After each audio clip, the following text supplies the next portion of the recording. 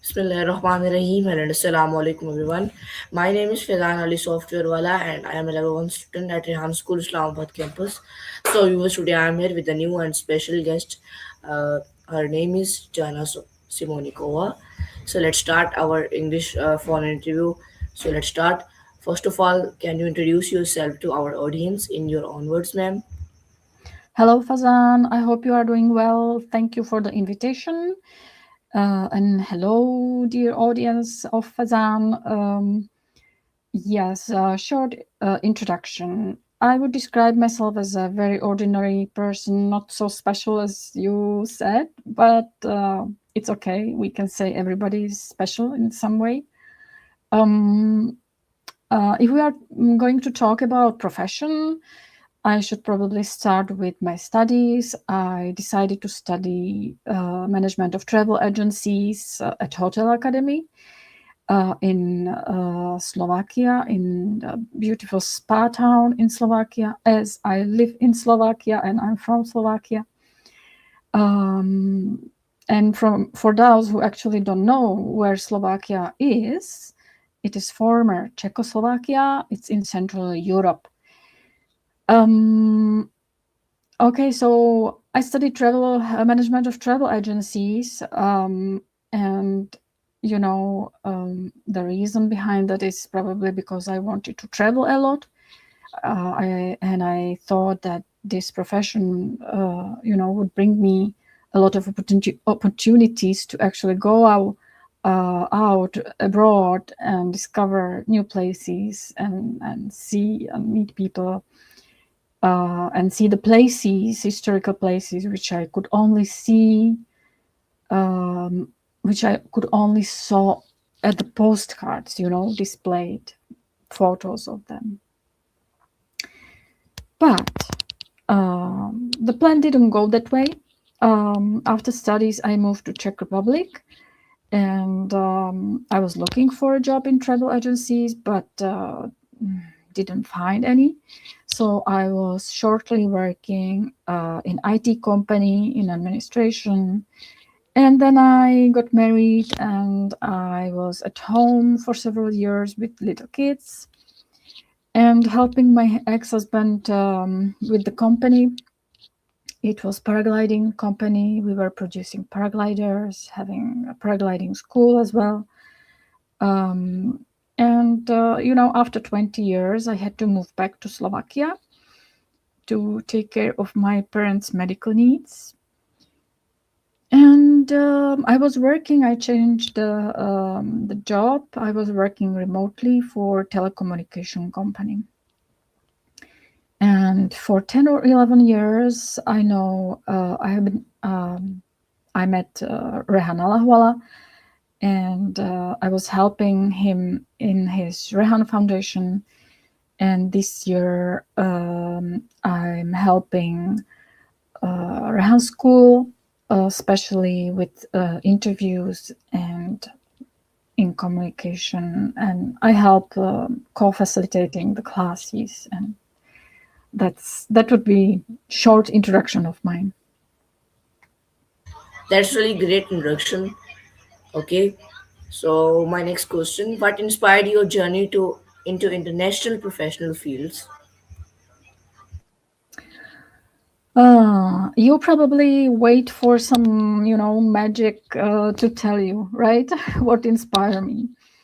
Like people talk about inspiration here and then, there, and it's, it's different for everyone.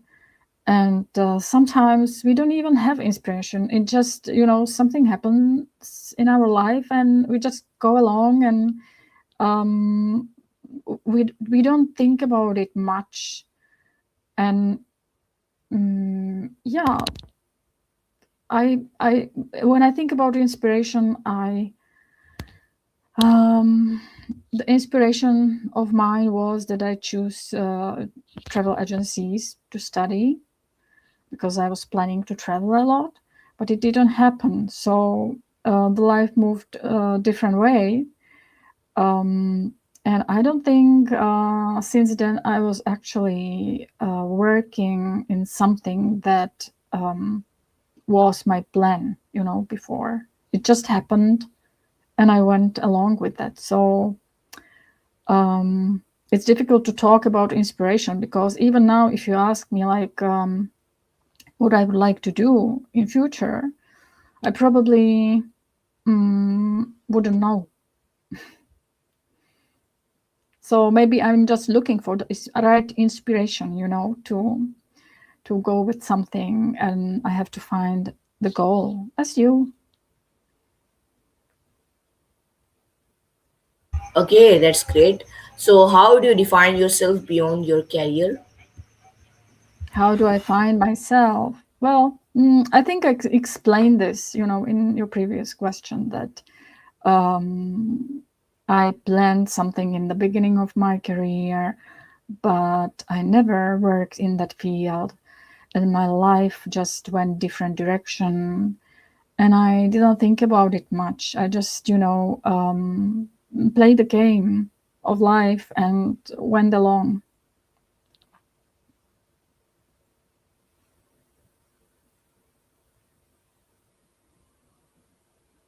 Okay, so what values have guided you throughout your life? What guided me throughout my life? What guided me? Mm, People around me, probably, because we are born in the circle of certain people we call parents, we call uncles, aunties, siblings. We have siblings, so we are raised in a family. So we learn to communicate, we learn to behave in that circle, and then it's the society, community we live in, the wider society. If you live in a village, it's a whole village, and you learn to behave the way it's appropriate to the village, to the culture which is there. So I would say it was the people who guided me along the way. Uh, I guess so. Okay, that's really great one. And what inspired you to choose the field of management of travel agencies, and how did your academic experience at Hotelova and Academia Lodovita Vintra Pistani and prepare you for the real challenges of the professional world? Yeah, Fazan, I was already talking about that. Why I chose these studies, because I wanted to travel, and that I never worked in that field. So, but I mean, we still learn, right? So even if we don't, after studies, we choose something else to do. Why not? It's not written in the rock. We we can change our plans, and we can still choose something else, and the future will require probably more flexibility. So Ma'am, yeah. excuse me. I again repeat my question because I want to I want to learn again about your inspiring things. Yes. Yeah, I don't know what to talk about anymore. Like, what inspired me to choose that field? Well, I told you, I wanted to travel. I Yes. wanted to travel abroad. I wanted to see the countries. I wanted to see the places which I could see only in TV or in the book, or on the postcards. So that's why I wanted to, because I wanted to travel. That's why I wanted these studies. That's really good. So, my next question: during your education, was there any particular moment, subject, or mentor that completely changed your perspectives about career, discipline, or success in life? Completely no. But there are people, teachers who really influence you in, even like, further along on your journey. Surprisingly, the teachers I still remember were the ones um, who, yeah, who what actually influenced me, or what I was carrying further to my life, was not what these teachers were teaching, but how they were teaching, the way they were teaching. That was probably more important than that subject or what I have learned. Because many things I have learned at school I already forgot.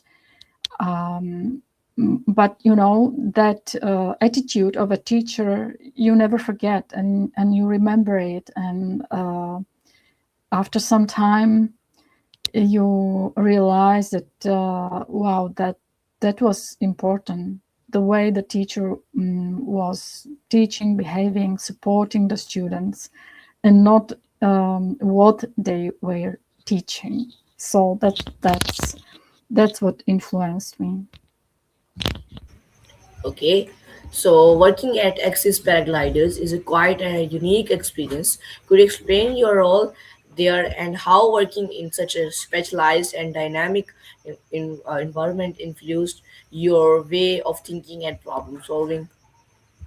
Which one? Which experience, working experience you are mentioning? I mentioned that Axis, like I could I Axis, like explain paragliding Axis company, you mean? Paragliders? Yes, yes, Mm. yes. Paragliding company, it's specific because you get specific customers. The customers, were sportsmen who many times were risking their lives or health, um, because they chose this adrenaline sport.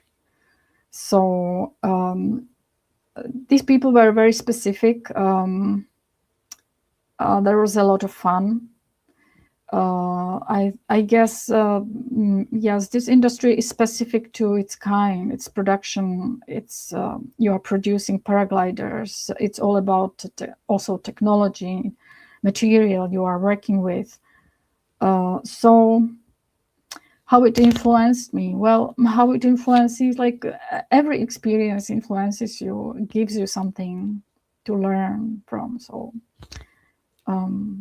it's just, for me, it was very specific working experience, because there were these young people or even older people, but they were taking life a different way. They were pretty okay to risk their life, even though they say, if you know and you have experience and you take it slowly and carefully, nothing happens to you. But still, you have to be grounded person to respect the weather, to respect the glider and your skills. So yeah. Okay, so did your experience in this industry teach you anything about risk taking, innovation, or decision making under pressure that you still apply in your professional or personal life today? Yeah, the technology still is, is improving. And I was there like for 20 years, and during this 20 years, of course, there were innovations, and you just have to look around, be aware about the changes, about how to improve the glider we are talking about, to make it perform better or safer. And so of course there were innovations, and but it's like in every field, you have these innovations. And today, yeah, I have heard that there are new machines, they use, when I was in that company, we were cutting materials still by knives and scissors. Now they have machines to cut the materials. So of course it's ongoing process, the innovations. So we just have to be open to it. That's really great. So during your time at DDEX from 2022 to 2025, what were the most significant responsibilities you handled, and how did this role different from your previous professional experiences? The work in telecommunication company, it was different because it was remote job, remote work. As you know, DIDX was the first market with DID numbers, digital numbers, first in the world, and the founder was Rehan Alahwala. And as I met Rehan Alahwala, I slowly got involved in the company's operations, and I was helping with financial operations. And later, when the company was sold, I continued to work in the IDX, and I was working in customer support mostly, and collections. Okay, so could you share any specific achievement, project, or moment at DIDX that you personally considered a milestone in your career journey? No, I wouldn't say a milestone. These questions, the milestone, the one thing you remember, or the one thing that's, I don't see that in my life. The one thing that changed my life, that the one challenge, the most something in my life. It's just constant learning, little things. What I have learned in DIDX, in the end, when the company was sold, was probably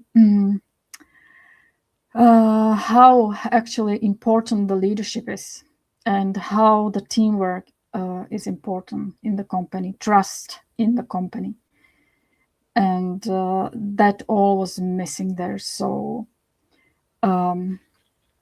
yeah, I learned how important is trust, teamwork, and this between leadership and employees, between employees as well. Oh, that's great. So, ma'am, my next question from you is that over the course of your long career, how have you adapted yourself to changing industries, technologies, and professional expectations, and what mindset helped you to stay relevant over time? Faizan, can you actually tell this question with your own words? What you want from me? Ma'am, your voice should not be cleared. Can you again tell this? Yeah, I would like you to actually ask this question with your own words. Can you do that? Yes. So, Ask me what that question actually means, because you are reading it from ChatGPT, and I would like you to be curious. Um, over the course of your long career, over course, and how you have adapted yourself to changing industries, technologies, and professional expectations, your professional expectations, and what mindset help you to stay relevant over time. That's I say. it was easier back then, Fazan, because I was raised in a village where there was one phone. I am 50 years old. So back then, when I was 18, 20, there was one phone in the whole village, in grocery store. There were no smartphones. There was no internet. No, people didn't have laptops. There was probably one PC at school for the whole class. And it just, the whole experience with the PC was totally different. So than it is now.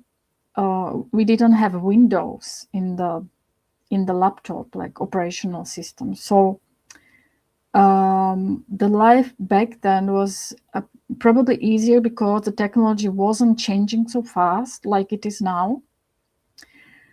And we kind of had time to adapt to it, to learn it, today the world is totally different, and we have internet, we have smartphones, we have social media, we have artificial intelligence, and it's going, I think, crazy fast and crazy because nobody think about consequences. We could have amazing social media with much better algorithms, but we don't have them because the companies of social media companies are not interested in, what is incentive there. There is just revenue and competition. The same you see with artificial intelligence. These companies only care about competition, to win the competition, be first to develop AGI.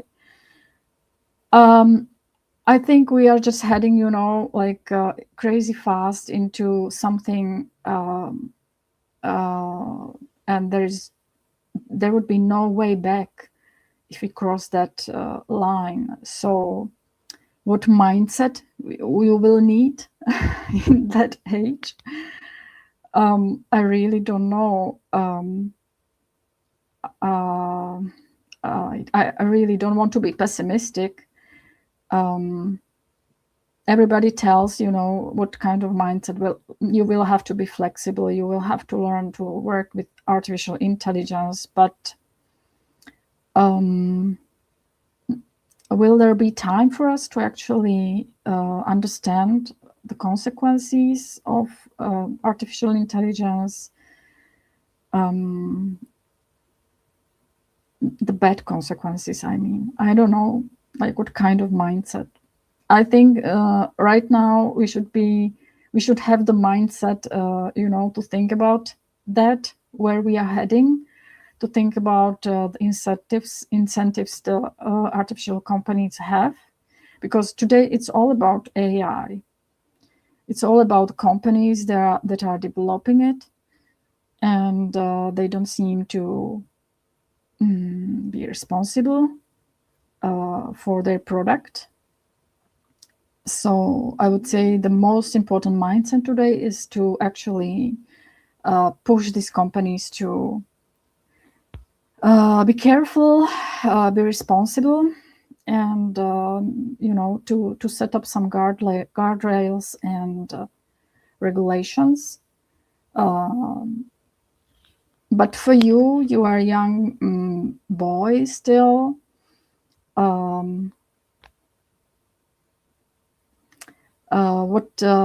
mindset I would recommend to young people?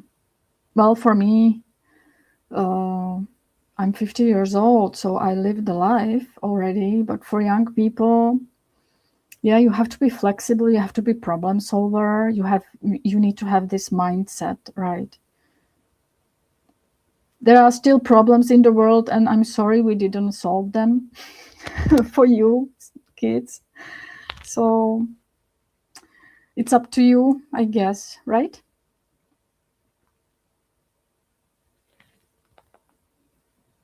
English is too difficult to Pakistan people, but I practicing to improve my English, talk to you and talk to other English peoples and improve my English. And one day I improve my English and become an Englishman in the world. Not Englishman, Fazan. You don't want to become Englishman, right? But you want to Foreigner.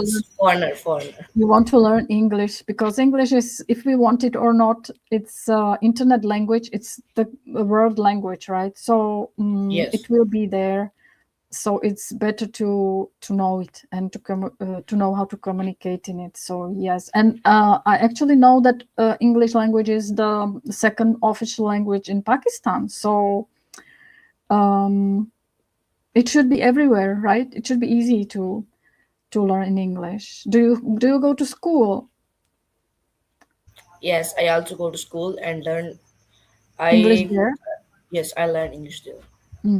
So yeah, it's good, and it's wonderful to practice the English in the interviews. It really helps. Yeah. Okay, that's really good interview with you. So this was our today's interview. I hope you like it. I meet with new guest next day, next topic. Thank you and Allah Hafiz, Pakistan Zindabad. Thank you, Fazan, for the discussion.